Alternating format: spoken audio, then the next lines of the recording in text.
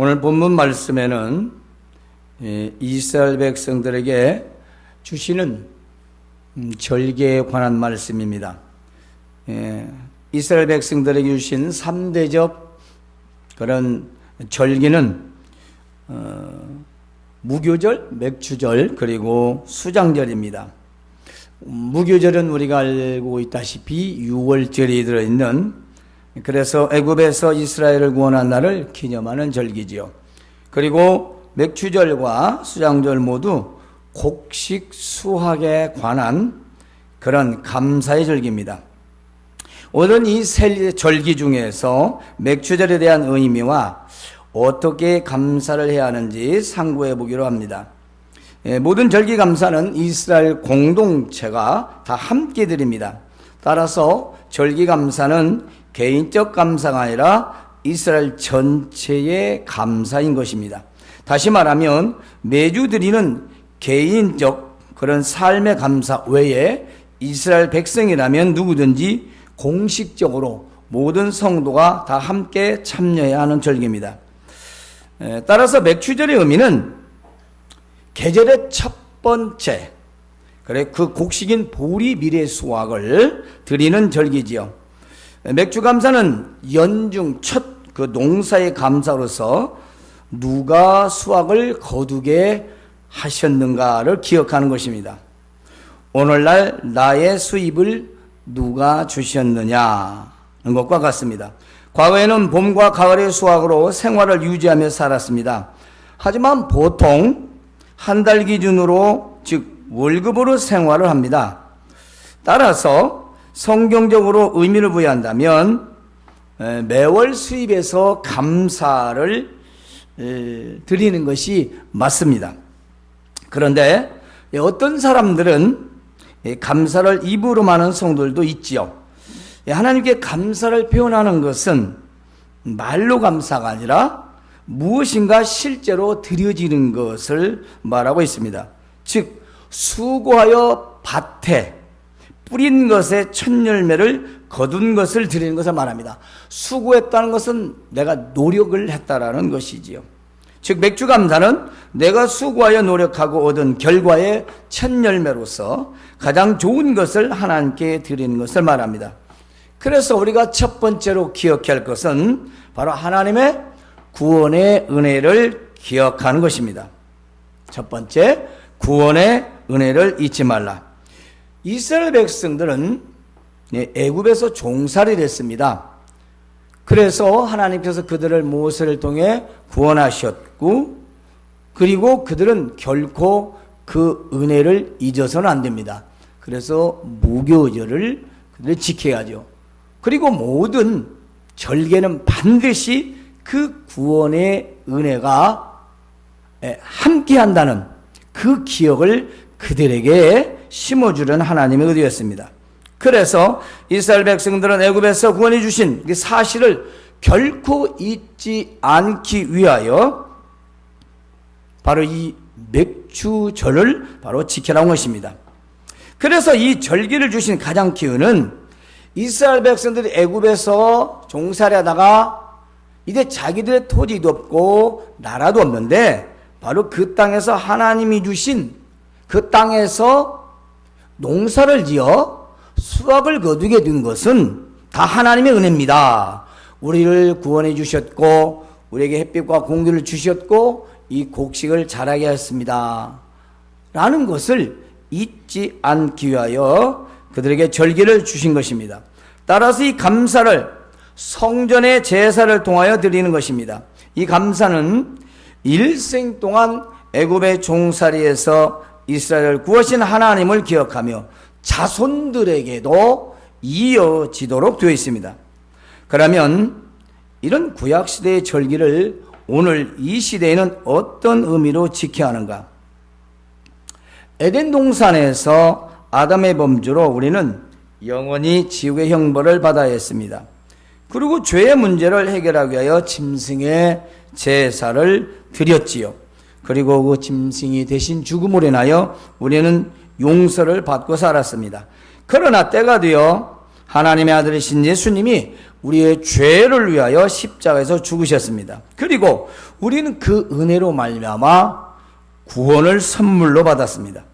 때문에 이 구원의 은혜를 기억하고 있다면 우리는 감사를 하지 않을 수 없는 것입니다. 따라서 모든 감사는 십자가에서 나를 구원해 주신 그 은혜를 기억하는 데서부터 시작이 되는 것입니다. 그리고 여러분의 감사의 생활을 자녀들에게 이어진다는 것을 꼭 기억하시기 바랍니다. 제 얘기를 잠깐 하겠습니다. 사실 제 얘기는 아니죠. 예, 저는 소망교회가 1999년 8월 29일에 시작된 날부터 지금까지 매주 주일을 허락하심을 감사하는 예물을 드려왔습니다. 지금까지 17년이 다 되지만 단 한 번도 주일 예배를 드리지 못한 적이 없습니다.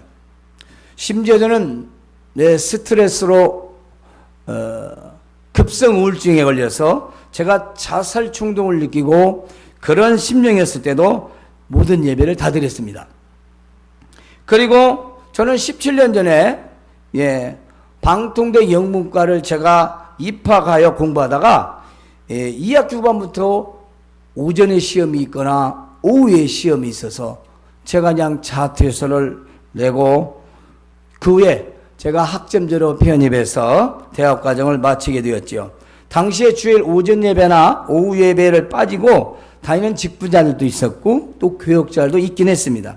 하지만 저는 나를 구원하신 예수님을 믿는 자여 당시 전도사로서 재고할 필요도 없이 자퇴를 하고 말았지요. 우리가 구원의 감사를 잊으면 어떤 행동이든지 현실과 타협하며 할 수 있는 것입니다. 우리가 하나님의 그 구원의 일을 잊으면 오늘 지금 이 상황에서 타협을 할 수 있어요.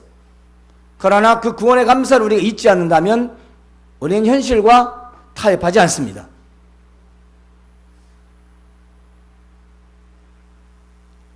따라서 구원의 감사를 언제나 기억한다는 것은 가장 큰 은혜요, 참된 감사 생활을 할 수 있는 것입니다. 두 번째로 우리가 오늘 그 의미는 수고한 소득의 첫 것을 드리는 것입니다. 수고한 소득의 첫 것. 수고하여 밭에 뿌린 것의 첫 열매를 거둔 것을 드리라는 것입니다. 오늘날 현대의 농사를 짓지 않는 우리는 무엇을 어떻게 드려야 할까요? 어떤 분들은 절기도 예물도 무시하는 분들이 있습니다. 그리고 농사 짓지 않는데 어떻게 하느냐는 것입니다. 그러면 농사를 짓지 않으면 무엇을 먹고 사십니까? 곡식을 구입해서 먹고 살지요. 그러면 그 곡식은 어떻게 구합니까? 내가 수고해서 얻은 대가, 즉 물질을, 즉 돈을 벌어서 구하여 우리는 사 먹지 않습니까? 그러면 그 직장, 직업, 사업, 기업은 누가 주셨습니까? 세상 사람들은 각각 자기 것이라고 할 것입니다. 하지만 믿는 자는 누가 주인입니까? 하나님께서 주인이 아니십니까? 그러면 그 수고하고 얻은 것은 누구의 것입니까? 결국 나의 소득의 주인은 살아계신 하나님이십니다 라고 인정할 때 우리는 진정한 감사를 제대로 할 수 있다는 것입니다. 본문에서 수고는 일을 말합니다. 수고라는 말은 내가 일을 한다는 거예요. 무슨 일이든지. 그리고 뿌린 것의 첫 열매는 거기에 대한 과정들도 내가 했지만 그 거둔 것까지, 그리고 이 모든 것은 불이하게 아니라 정당하게 내가 거두들인 나의 열매, 수입을 말하는 거죠. 그래서 뿌린 것의 첫 열매는 어떤 수고를 하여 정당하게 얻은 모든 것을 말합니다. 특히 첫 열매라는 의미는 첫 수확에서 가장 좋은 것을 말합니다. 즉 첫 수확 중에 제일 좋은 것을 골라 가장 먼저 하나님께 드리는 것입니다. 이것은 오늘날 직장생활과 혹은 자영업, 기타 사업, 기업인들과 모든 직업을 가진 성도들이 수고하여 얻은 것의 첫 것을 의미하고 있습니다. 어떤 분들은 자신이 첫 직장에 들어가서 받은 첫 월급을 드리는 분들도 있습니다. 또 어떤 분들은 1년의 첫 달 월급을 매년 드리는 분도 있습니다. 좀 더 나아가 매달 첫 주일에 드리는 분들도 있습니다. 물론 수입의 전부를 드리는 것은 아닙니다. 그 얼마를 생활비보다 먼저 감사 예물로 드린다는 것입니다. 이것이 수고하여 얻은 첫 열매를 드리는 것입니다. 제 아내가 아들들에게 처음 직장을 구할 때 1개월의 지출 계획을 세우지 말라고 했습니다. 그리고 두 아들 모두 첫 월급을 다 하나님께 첫 열매로 드리게 하였습니다. 그 이유 하나는 인생의 첫 직장에서 처음 수입을 하나님께 다 드리는 것은 직장보다, 그 물질보다 믿음이 더 중요하다는 것을 가르치기 위함이었습니다. 또 하나는 하나님께 첫 열매의 소득을 다 드려도 결코 굶지는 않는다는 것을 가르치기 위함이었습니다. 그 후 2개월간 서로가 좀 물질로 좀 부족하게 살긴 했지만 굶지는 않았습니다. 물론 소득을 다 드리라는 법은 없습니다. 그래도 첫 열매를 다 드림으로 하나님께 대한 첫 열매 감사를 일생에 기억되도록 가르쳐주고 싶었기 때문입니다. 그렇다고 여러분에게 이와 같이 하라는 것은 아닙니다. 그건 각자의 믿음입니다. 아마 이 두 아들들이 결혼하면 자기 자식들에게 분명히 첫 열매 감사에 대하여 말하게 될 것입니다. 세 번째로 우리가 그 의미를 알기 위해서는 소득 중 먼저 감사 예물로 드리는 것입니다. 본문에 보면 처음 거둔 열매 중 가장 좋은 것을 드려라. 당시의 성도들은 보리와 밀을 추수할 때 가장 처음 익은 것 중에서 가장 좋은 것을 골라 하나님께 드렸습니다. 그것은 하나님께서 주신 땅에서 자신들의 수고가 있었지만 곡식의 결실이 하나님께 있다는 것을 기억하기 위함이었습니다. 그리고 처음 익은 열매 중 가장 좋은 것을 드리는 것은 앞으로의 모든 수확할 모든 소산을 그 소산물을 대표하는 것이기 때문이었습니다. 따라서 이 모든 소산은 내 것이 아니라 하나님 것이며 하나님께 대한 감사의 표현이기 때문에 최선의 노력과 정성을 다해야 하는 것입니다. 그래서 하나님께서 베푸신 은혜대로 소산을 얻게 되었으니 가장 좋은 것을 골라드리는 것은 당연한 것이지요.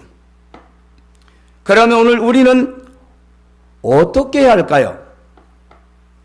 우리는 나의 소득이 있을 때 삶의 모든 계획의 맨 앞에 목록에 들어가야 합니다. 여러분은 여러분이 물질로 수입을 받았을 때 혹은 직장에서 여러분이 수고한 급여를 받았을 때 여러분의 우선순위가 무엇인가요? 여러분이 농사를 짓는다면 당연히 6월, 7월에 5, 6월에 거둔 수확을 아마 좋은 곳을 골라서 이거 하나님께 드려야지. 제가 시골에 살 때도 그랬어요. 곡식으로 가장 좋은 거 골라서 드리는 권사님들, 장로님들, 집사님들 다 그랬어요. 여러분이 시골에 살았다면 아마 분명히 이거 너무 좋아, 참 좋다, 이거 하나님께 드려야지. 그것이 많고 적고 간에 아마 분명히 얼마를 따로 떼어서 주일날 가지고 갈 거예요. 그러면 농사 안 지면 없는 겁니까?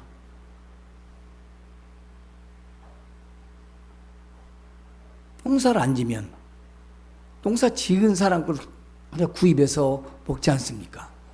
그러면 실제 농사는 짓지 않지만 난 농사 지은 걸 사 먹게 되니까 난 농사 짓는 사람 마음과 똑같은 겁니다. 내가 열심히 수고해서 얻은 물질을 통해 내가 하나님께 얼마를 감사하는 거죠.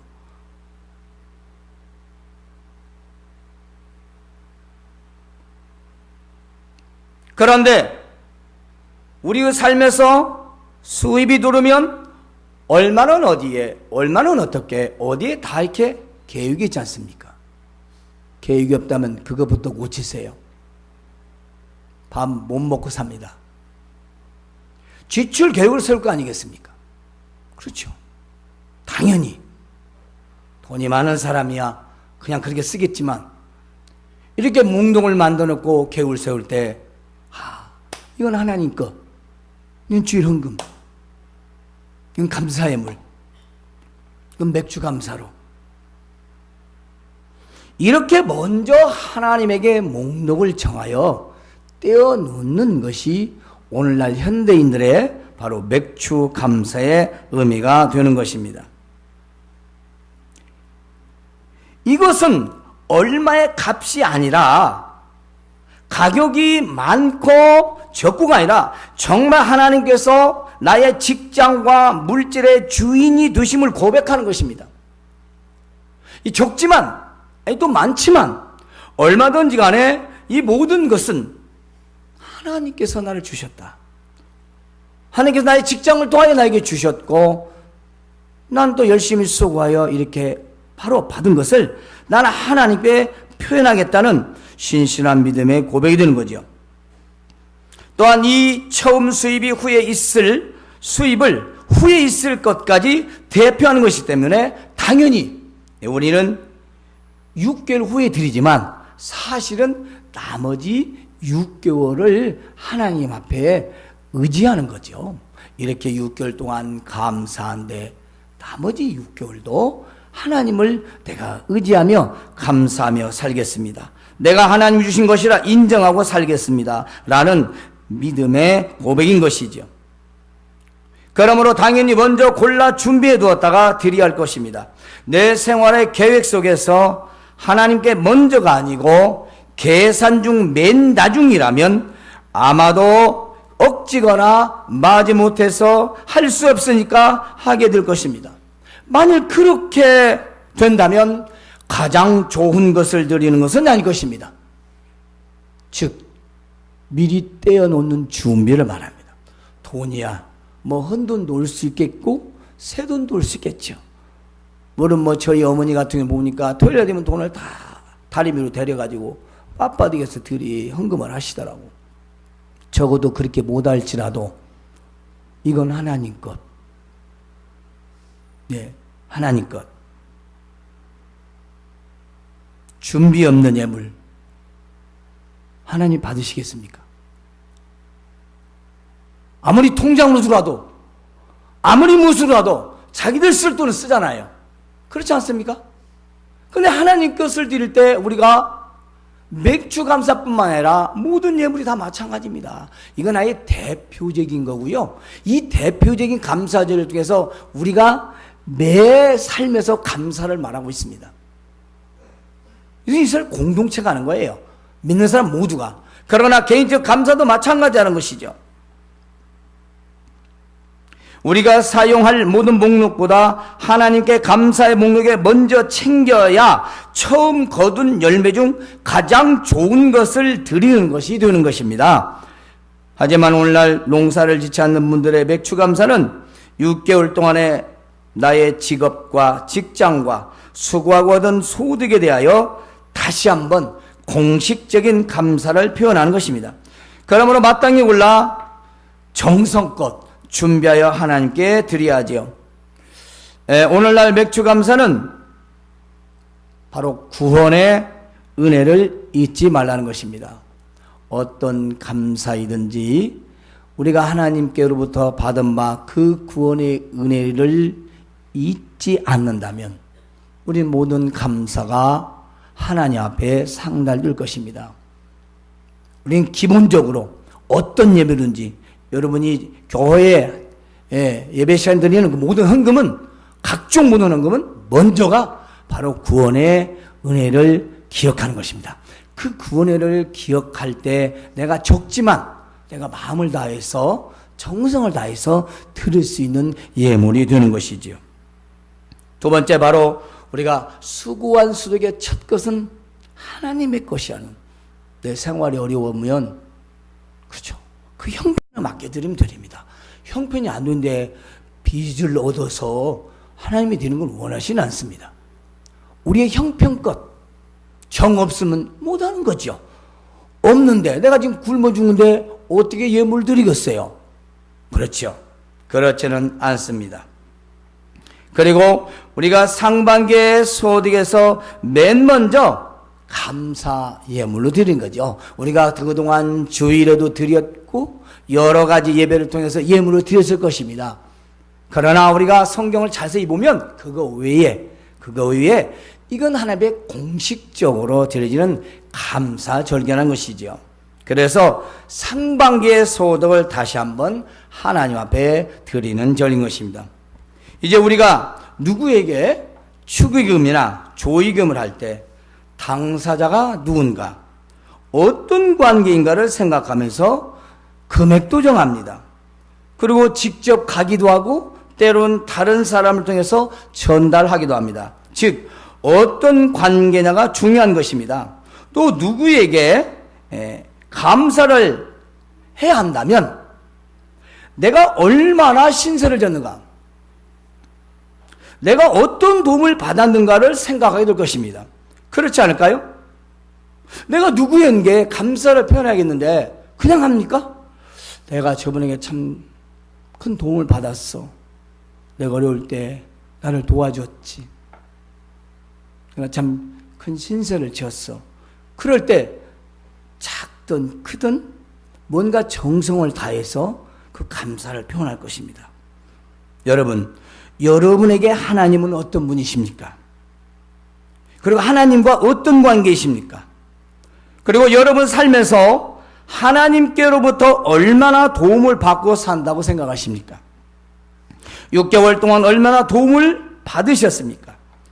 오늘 말씀을 드렸으니 2016년도 상반기 감사를 다시 한번 생각해 보시기 바랍니다. 자기에게는 풍성하고 하나님께 인색한 것은 인색한 생활을 낳게 합니다. 그러나 진정한 감사는 최선의 마음을 다하는 감사이며 그 감사의 생활은 더 큰 감사를 낳게 되는 것입니다. 기도합니다.